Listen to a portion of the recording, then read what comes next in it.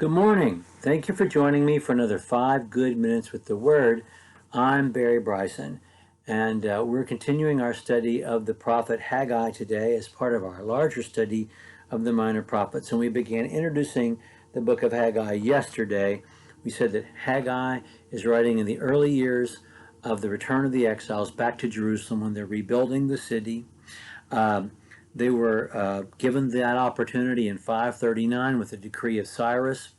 Haggai dates his prophecy to the year 520 BC, and so this is about 20 years later.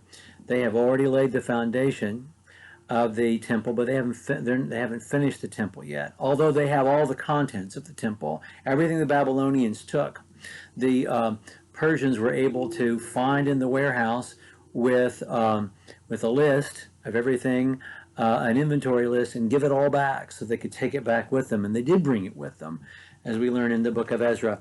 But they haven't finished the temple yet.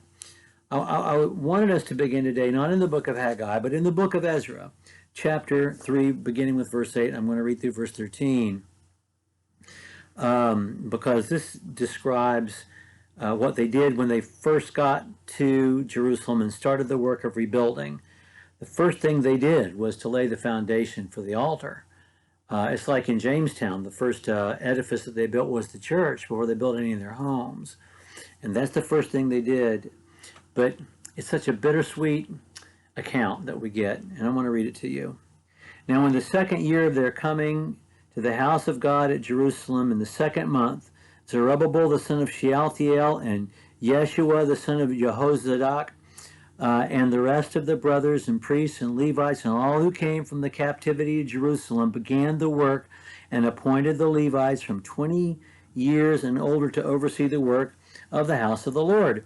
Then Yeshua with his sons and brothers stood united with Kadmiel and his sons, and the sons of Judah and the sons of Henadad with their sons and brothers, the Levites, to oversee the workmen in the temple of God. Now when the builders had laid the foundation of the temple of the Lord, the priests stood in their apparel with trumpets, and the Levites, the sons of Asaph, with cymbals to praise the Lord according to the direction of the King David of Israel. And they sang, praising and giving thanks to the Lord, saying, "For he is good, his loving kindness is forever upon Israel." And all the people shouted with a great shout when they praised Yahweh, the Lord, because the foundation of the house of the Lord was laid. Yet many of the priests and Levites and heads of the fathers' households, the old men who had seen the first temple, wept with a loud voice when the foundation of this house was laid before their eyes, while many also shouted aloud for joy. So the people could not distinguish the sound of the shout of joy from the sound of weeping, for the people shouted with a loud shout, and the sound was heard all the way, from far away, excuse me. I love this moment. It's so human.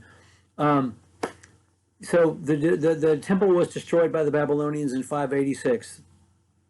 So 539 is the return, and so this is 2 years after the return. So 537. So we're not talking. If you were in your 60s, you could have clear memories of the first temple. So there were men there that could remember the first temple, and so when most of the people are just so happy and shouting and rejoicing, others have bittersweet and mixed feelings, and they're crying. They're crying for joy maybe, but they're also crying because they remember what was lost, what was there before, and what they're not going to see again in their lifetime, and what may never come back fully.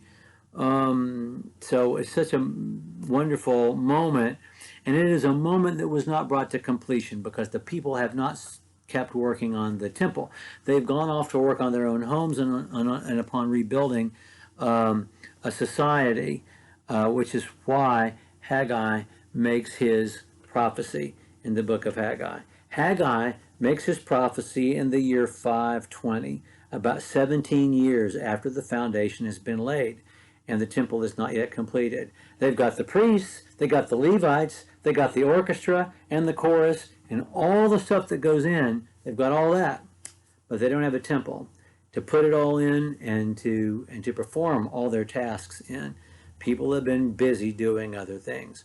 So between August 29th and December the 18th in the year 520, Haggai delivers the word of the Lord. Get this work done.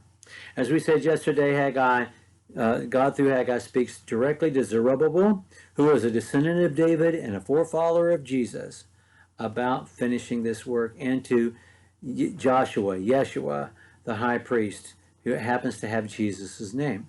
So all of that's significant because there is, even in this book, a looking forward to the coming of the Messiah, because this is the start of the fullness of time when the Messiah can come.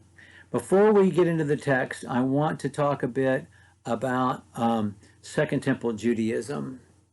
What happened? We talked earlier about the fact that when the Jews were in Babylonian captivity, they were allowed to stay together in their enclaves, to marry, to continue to be a distinct group of people and to practice their religion, and they were allowed to do all that. And as God said in his prophets, this time of captivity is not primarily punishment, it's curative. You are going to be better for it, and your religion is going to be pure. And it was. They never again practiced idolatry. God had purged them of that. And two important things happened during the captivity that are blessings to us today. The first is the development of the synagogue. They couldn't, remember at the end of Zephaniah, and God was giving comfort to the people who were worried because they couldn't get back to Jerusalem for their feasts. And remember that Daniel was always going multiple times a day to pray facing Jerusalem. Well, they couldn't get back to the temple, so they developed the synagogue. And the synagogue in Babylon is what a synagogue is today. It's a place of learning, a place of culture, a place of worship.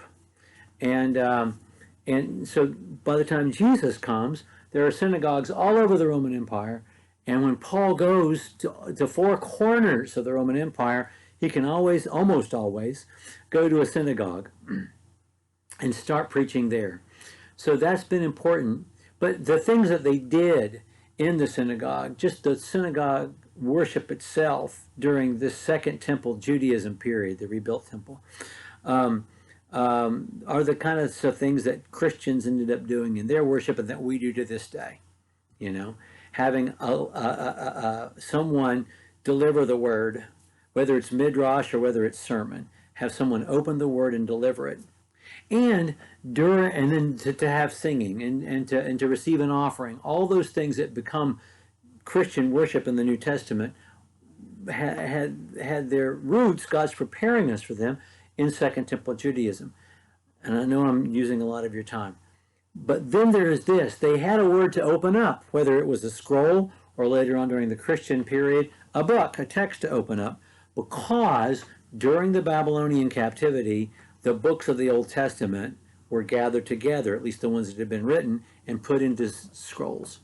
So that what we think of as the Old Testament did not exist as a unit before Babylonian captivity. That's when Jewish scholars started to collect the writings from God they knew were from God and collect them into an individual text, a scroll that they could then open up at synagogue and read the way Jesus did, as was his custom in Luke chapter 4.